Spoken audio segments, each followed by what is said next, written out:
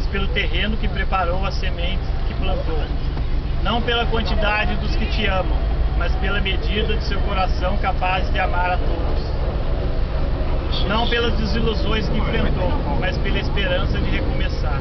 Não pelos anos que completa hoje, mas por aquilo que faz com seus anos.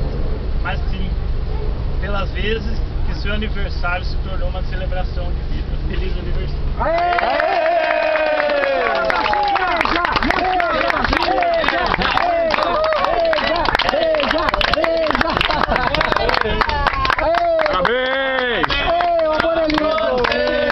Nessa data querida, muitas felicidades, muitos anos de vida, parabéns pra você.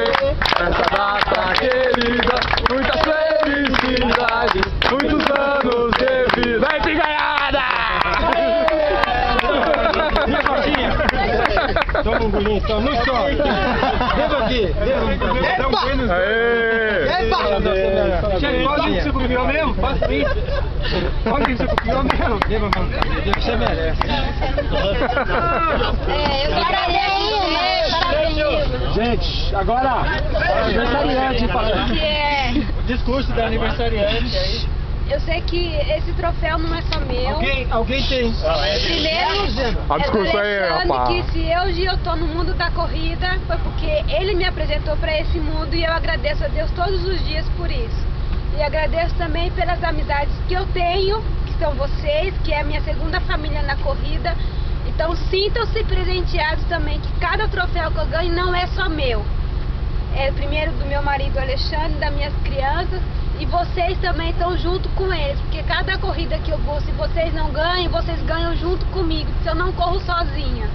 Eu fico mais com vontade de correr, porque eu sei que vocês estão lá me vendo, e que é o esforço de vocês também, porque do mesmo jeito que eu me esforço nos treinos, eu sei que vocês também se esforçam.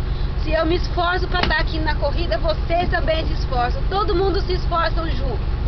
Mas se eu ganho um troféu, sintam-se vocês também ganhando cada pedacinho do troféu que eu tenho, vocês estão junto com ele. E obrigado pra vocês e eu amo vocês também. Valeu, Irma! Parabéns! Nós te amamos também. Parabéns! Obrigada. Tudo de bom pra você. O seu tio também.